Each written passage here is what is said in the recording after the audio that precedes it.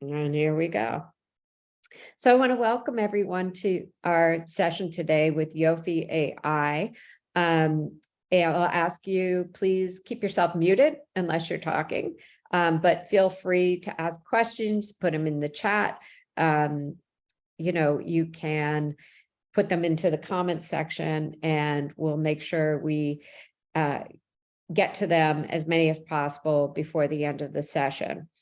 So when we first met Alex and Jordin from the Yofi team, I was kind of blown away, and it really made me stop and think about how very valuable your asset, your email list is, how very valuable your customer relationships are, and how we communicate and how we manage those relationships can make a difference in the life of our customer, the satisfaction of our customer, and ultimately the profitability of our companies, whether we're a trade organization or whether we're selling product. So I want to introduce Jordin and Alex, who are just wickedly smart and have developed a proprietary software, a new system that can do some pretty remarkable things. So Alex and Jordin, step up, say hello. Let's have a little background. Yeah, well, thank you for having us on. We're super excited and just like thrilled to be members. It's been an awesome community so far, and really appreciate y'all and everyone kind of welcoming us in with open arms. And we're excited to continue to grow this community as well. Alex, do you want to give a little like introduction on who you are and kind of what you've built, and you are kind of the genesis of what we've done so far? So hi, I'm Alex. I'm one of the co-founders here, and Jordan and I are siblings before you asked about the same last name. And yes, it's fun to build something with your brother. Some people think it's like the worst nightmare, but personally, I very much enjoy it. We've had a lot of background building products together, but my genesis started off at a little shoe company in Beaverton, Oregon, where we were dealing with a lot of data. We didn't know how to understand this data, and especially bad data that was plaguing our membership, how we were buying and making decisions. I moved on to a different retail company, and I saw the same issue. Now it wasn't like a $20 product, it was a $1,400 product. And I was like, no way for a $1,400 product. People were using arbitrageurs, bots, fake accounts to buy this product. And Jordan, I'll let you add more there. Yeah, and what we ended up seeing is we saw that, well, while working at these companies, it wasn't just exclusive products that were being highly sought after. We saw that everything that's being consumed digitally is being skewed. And the reason why everything being consumed digitally is being skewed is because everyone has multiple identities, right? So you have bots, diverters, resellers, serial returners, discount code abusers that were creating hundreds or tens of profiles, even thousands of profiles at times to be able to get those first-time coupons or be able to secure that product. But also what we've seen is that all of us have multiple email addresses. So when I go on a website, I can just go use an alternative email address, just use my work email, get 10, 15% off, and it's no big deal to me as a consumer. But what we ended up seeing to the brands is that it skewed all of our data. The amount of clients that I thought I had, how much should I forecast for sales? How much should I forecast for inventory? What marketing campaigns are super successful? How can I improve my pulse of my consumer by understanding what are they opening? What are they clicking? How are they interacting? And also what products to build was all being jeopardized because we were struggling to understand who is unique, who's an actual legitimate client. So that's why we actually started Yofi, was to help brands better connect with their actual customers. And so I think all of us here are consumers, right? And so we've all struggled with this, right? Really annoying and spammy ads from random brands. Why am I getting this ad? I'm never going to go buy from it. Like, stop sending it to me on TikTok, YouTube, whatever social media or whatever website I'm on. Why is this happening and becoming a worse and worse issue? Markups for tickets, right? I mean, obviously Taylor Swift dominated the landscape from a ticketing perspective with her latest release, but I think almost any concert ticket you go to, sporting event, you're paying an uplift because bots are getting all the products and reselling it for an uplift. Or the last one, I don't know if a lot of y'all sell on Amazon, or even consume on Amazon, but what we see is that resellers and actually fake reviews are actually really impacting the consumer relationship, where a lot of brands are actually losing the buy box from these resellers on Amazon by people undercutting their price and kind of stealing that consumer relationship.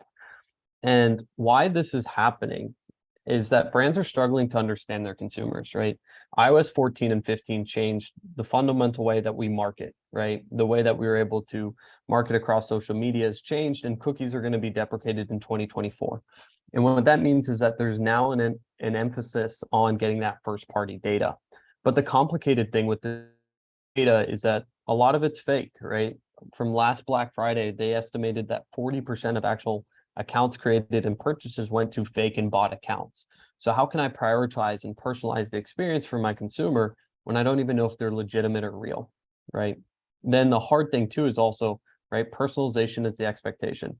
People want to not be spam. They want things that are, tailored to them, that is unique and something that's meaningful. How can I create this meaningful consumer experience, right? That's essential, because if it's not personalized, it's kind of spam. And then how do I deal with these resellers and fake profiles? Kind of what I mentioned, 40% of these accounts created or transactions that happened in Black Friday last year were actually bots and resellers. And the reason why is they're trying to undercut and sell your brand. So it's not just Taylor Swift concert tickets or sneakers or anything that's limited supply, high demand. It is everything, right? Like Dum Dum lollipops, the lollipops you get when you go to the doctor are being arbitraged, and it's actually costing this company millions of dollars a year, and there's nothing that they can do about it. And it's a great expose, which I'm happy to send out on Bloomberg afterwards, kind of talking about like their journey of trying to attempt the solution, but candidly just had to give up. And the reason why we're seeing this happen is that the traditional approach is ineffective. All of these tools require a ton of integration and a ton of horsepower, but they don't actually integrate with each other, right? If something gets around my firewall and is not detected by fraud, then it's fully into my analytics, into my CRM. And so how can we better understand how many of our consumers are legitimate? What do they care about? And how do we build that interaction that's really positive to them? And take that understanding of personality and persona and start improving the consumer experience. That's at the core of what we do. And one great example is like abandoned cart emails, right? Abandoned cart email and flows are typically set up saying, hey, if you add to cart, an hour later, let me send you an email. But what we're seeing is that a lot of these consumers are adding to cart not during their ideal shopping time. And through by saying, I know when Alex is shopping and when she typically buys, instead of sending it an hour later, I'm going to send it at the time that she typically buys. We've seen a massive boost in conversion and just overall email success and customer affinity by just having that little bit of understanding of that consumer and enhancing existing flows. So with that, like what we do is everything we do is privacy compliant with first party data, where we use about 320 features in real time to analyze essentially these similarities of your customers, transactions, and products to create these clusters. So kind of like if you think about Netflix, what we use is a graph clustering model that is saying, okay, similar individuals that like this, we recommend, and finding these clusters to provide recommendations. And the first thing that we did and where we started is we actually work a lot with sneaker stores and streetwear and luxury brands that are heavily targeted by bots and bad actors, right? Like diverters, discount code abusers, resellers, and bots. And we actually were able to prevent 52 or flag 52 million bad actor orders. And what we do is once we have that, we're flagging these individuals not to prevent them from giving you money and spending money on the product, but actually so you're able to segment it out so you can have clean data, because your customers are fickle while like bad actors are programmatic. If they can make money, they're going to make money and target it. So what we do is we create two segments within your database, basically saying, here are my good consumers and here are my bad consumers that I'm still going to let purchase, but I don't want to give them exclusive access. I don't want to invite them to events. I don't want to give them discounts. What I want to do is have a very good understanding of our consumers.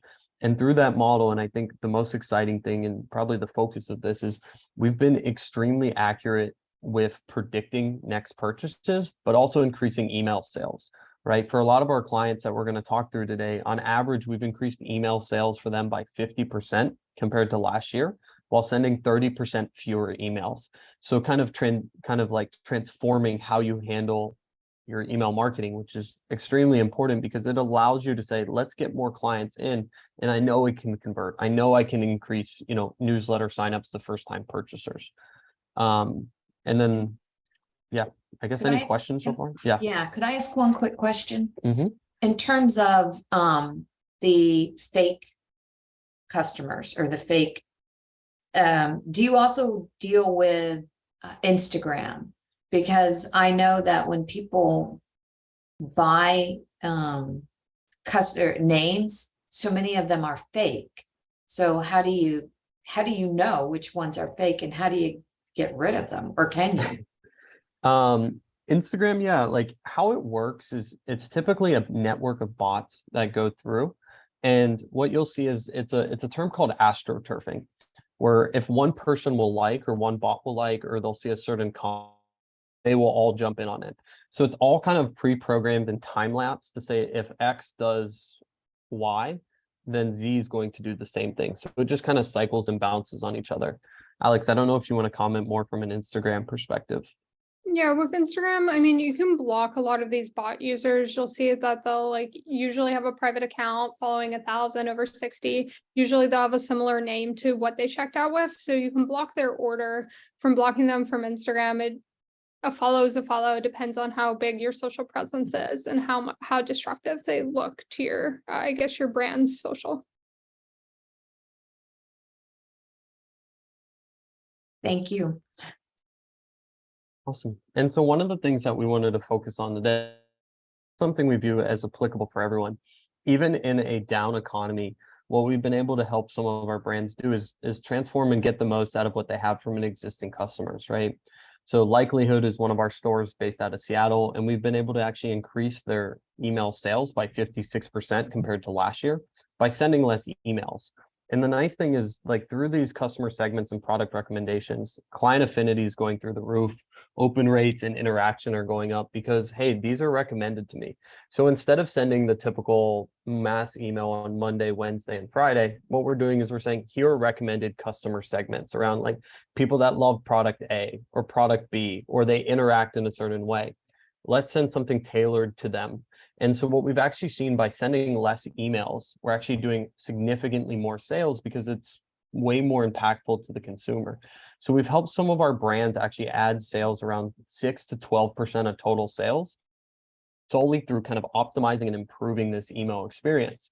But the cool thing that we're also doing is customers are taking these segments that we're creating from an email, and whatever is going highly successful, they're also targeting in an advertising or a media spend perspective. And so this is giving them a really low touch way to actually say, okay, what are people clicking on? What is the most interesting thing? And then once I actually have to go to paid media, what is the most exciting approach for it? And so the cool thing for this is it's been a whole cycle around, we're putting the right recommendations. So when we're getting new clients to sign up for newsletters, we're acquiring hundreds of new clients each week, or even clients coming on the website, we're able to acquire new ones. Once we acquire those clients, we know what they like, we know how they like to be interacted, and we're increasing that retention from first-time buyers to second and third, all by using this identity platform, saying we really understand this consumer, we know how they want to be interacted with, and let's go get them to convert via our. And the nice thing is that all of this is automated, so you don't need to go through dashboards or spreadsheets and have to figure out, okay, what's my next campaign? How do I do this? How do I do that? We're constantly providing recommendations for you to say, okay, yeah, this is an interesting marketing campaign. I want to go consume it and, implement it to see how it works.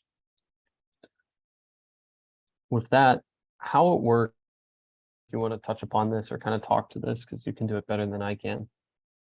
Yep, exactly. So we're, like Jordin said, we're a graph machine learning network. So we take a bunch of different features. So that feature could be like client data related to how their interactions, their style, where they're located. It goes into this map. So what you can think about this map is similar to Jordin said earlier, what people like from a recommendation standpoint. So it could be what products did they interact with? Where did they shop last? Where are they located in the world? And from that, we can make great recommendations like, hey, this person's likely to purchase a jacket, or they're more likely to purchase a bag. This person's more likely to buy in store or online, and different recommendations from email campaigns. Essentially, this is your good customer map where it can show you what your customer is likely to do based off of similar behaviors and patterns.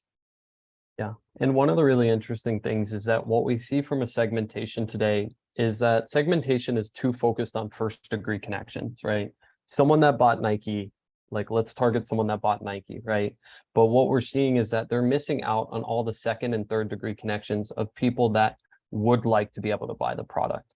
And it's too binary today. And that's what we've helped solve for, is actually find and increase the people that we think would like the products based off validation from other customers that are similar to that. And so it's been really interesting to be able to kind of boom that model and be able to kind of take it to the next level. What we've been able to do, and I think a really cool concept that we have is this concept called, I think everyone, lifetime value, but we've also, through the same graph model, being able to show what we call closed circle lifetime value. So mapping what is the influence of individual households. For example, Alex and I are siblings. If Alex is the first person to buy Hokas, which she was in our family, then I buy Hokas, then my girlfriend buys Hokas, all being able to match and stitch that back together to one person. So helping you find your organic influencers, but also showing like who is selling your product just organically, right? Like who's in a specific neighborhood, who's in an apartment building, whose family and friends are buying the product, which is really cool because we know that one of the things that, like, as the world is shifting is like your best salespeople are your customers. So how can we organically find them through their data? Just saying, not just my top spent, but also who are my most influentials by getting other people to be able to buy the product. And so what we've been able to do is kind of take all of this and actually create these recommendations and campaigns, right? So it can be consumed through our own dashboard or through API. Right now we're one-click install on Shopify, so it's super easy to get up and running.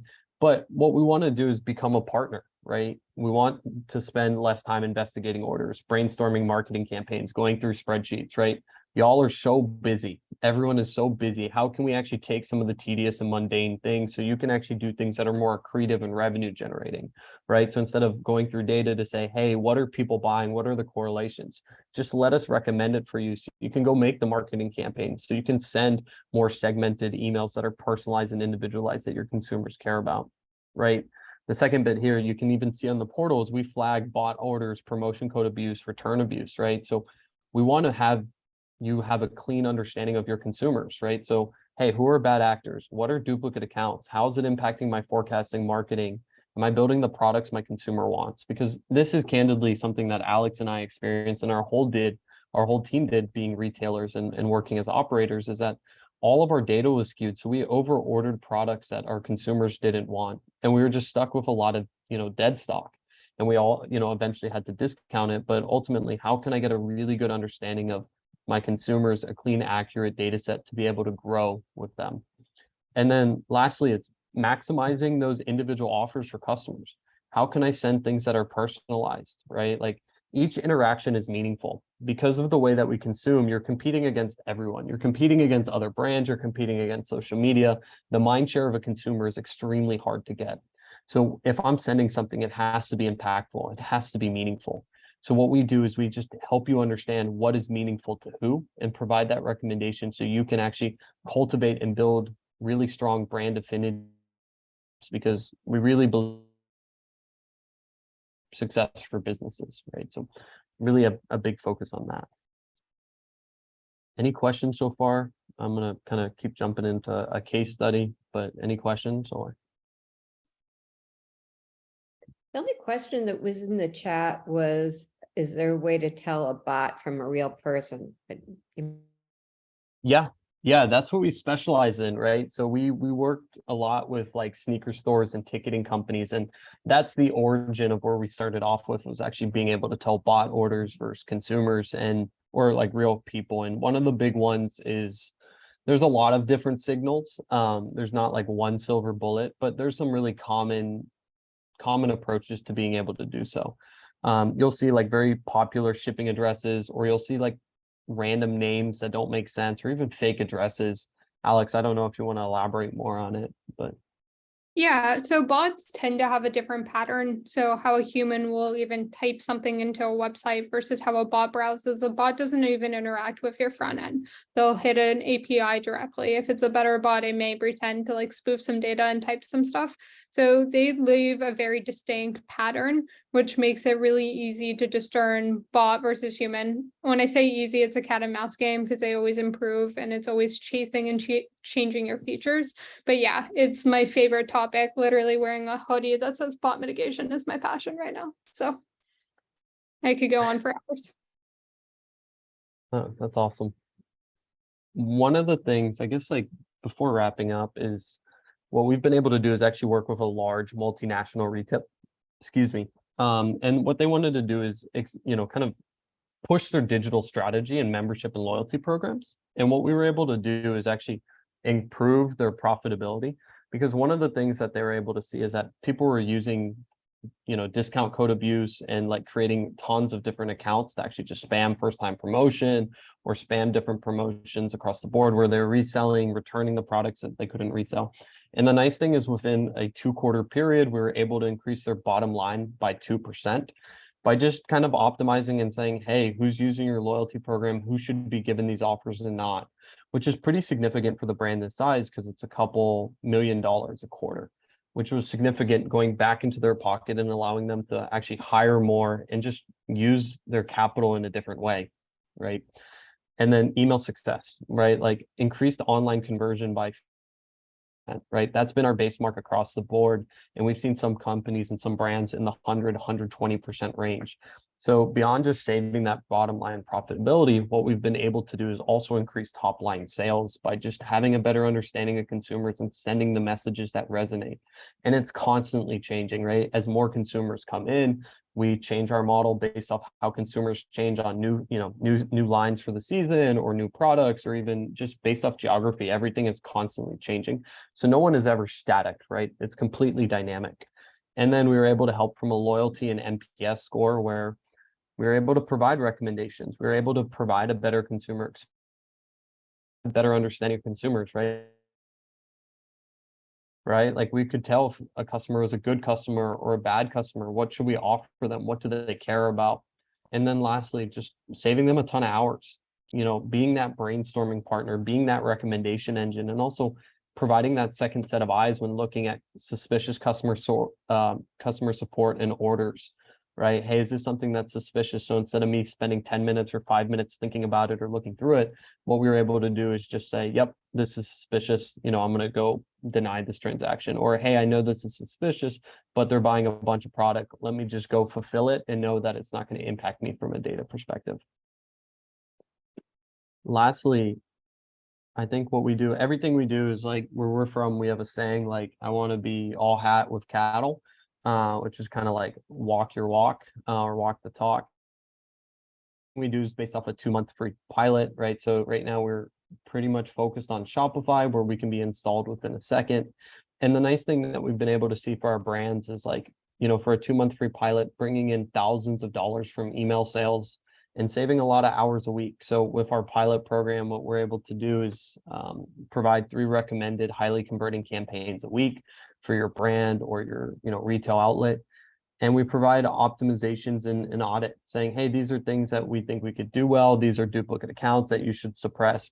And the nice thing is we've seen like a cost of value eventually for our charged or paid customers around like for every $1 they're spending around $15 of value, which is super cool. And the nice thing about the pilot is it's free. And also we think it's going to just help you generate thousands of dollars via email marketing or tens or hundreds of thousands, depending on the scale that you're in.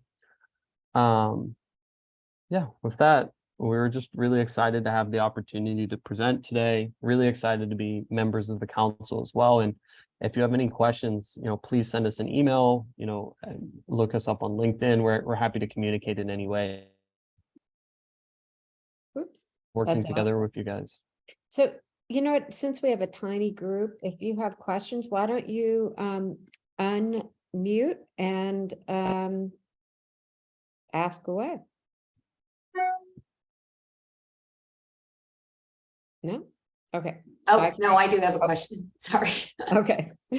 So I know you talked about Shopify and it's just you plug in, but what if some of our members don't use Shopify? Yeah, we're expanding our use cases and support for different platforms. So like whether it's Salesforce or WordPress, BigCommerce, right? Like we have a way to, it's not, but yeah, we can support most platforms. Okay.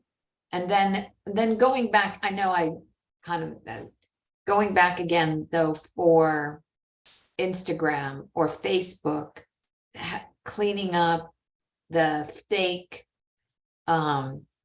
customers. Mm-hmm.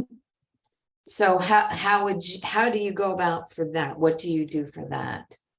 For that, what we do is we just take a look and basically get a data dive of the different profiles, right? It's more of like a one-time thing where we would do it more on like a quarterly basis or cyclical basis, where we would just like take a deep of all the profiles that were invited. We'd run it through our machine learning model and we'd provide the recommendations of like, hey, these are the fake accounts, right? So like, let's just say you have 100 accounts. These are the 15 that are fake. These are the 85 that are good.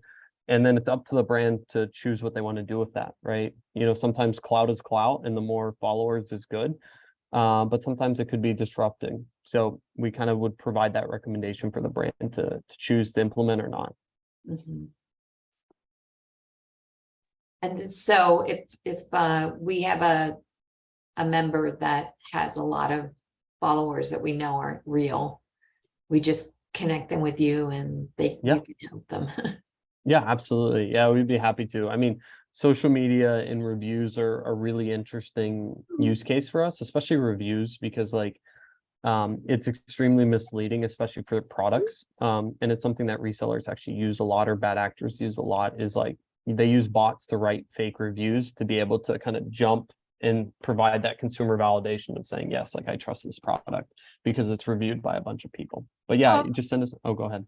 I was just gonna say also it's important to know like if you're an influencer, you have an influential brand, who's real, who's not, because it can ruin some influencer and brand deals now because they're starting to discern, hey, if you have a bunch of fake followers, we don't want to have you Mhm. represent this brand, or we don't want to pay for this interaction. I have a question. If you're a brand and you're thinking of hiring an influencer, can I use? What can I work with you to figure that out? It's a good question. Investment. I've never thought about it, but yeah, I mean, because my understanding with like influencer and paid media, it's based off like earned media value, right? Which is like kind of an arbitrary thing that speaking of saying like you have X amount of followers, we think it's going to generate Y amount. So yeah, we're happy to provide an audit or whatever we can do if you're looking to vet like an influencer to say, hey, these are how many accounts we think are actually fake or real, to help you get a better deal, just so you're not overpaying an influencer. Great. Would that be the same for if you were selling a lot of your product on Amazon and now all of a sudden, or how do you even know what are real reviews and fake reviews? I think it's a good question. I think the biggest thing we typically see with fake reviews are from like resellers and fake brands. Unless you get a swarm of super negative reviews, like typically how it would happen would, like, even though it wouldn't happen all at once, it would happen consistently over a certain period of time where you'd be like, what is going on? This is super suspicious. You would have a good understanding and we'd be able to go through and say, hey, these are actually fake reviews. And provide that documentation so you could go to Amazon or whatever third-party place that you're selling on and say, hey, this is fake. Can you please remove these reviews? Yeah, because some fake reviews might be bad. Oh, yeah. So, Yeah. We've heard horror stories of like competitors actually sending fake reviews to other people, right, to their competitors, just to push them down more from just something that's 3 yeah, stars. I just out of curiosity, what is Yofi? Like, what does it stand for? Yeah, how'd you come up with the name? Yeah. I'm always curious. Yeah, so Jordin and I are Israeli. Yofi in Hebrew, for lack of a better explanation, means great. So it's like always picking your greatest customers or consumers. That's great. Yeah. Awesome. Awesome Yeah. way to end. Okay, so your information's there. If anyone wants to reach you, of course, you can reach out to the Accessories Council and we will connect you directly. Jordin and Alex, thank you so much for your time today. And we look forward to working with you in the coming months and weeks. Yeah. Have a great day. Bye. Thank you as well. Bye. Thank you.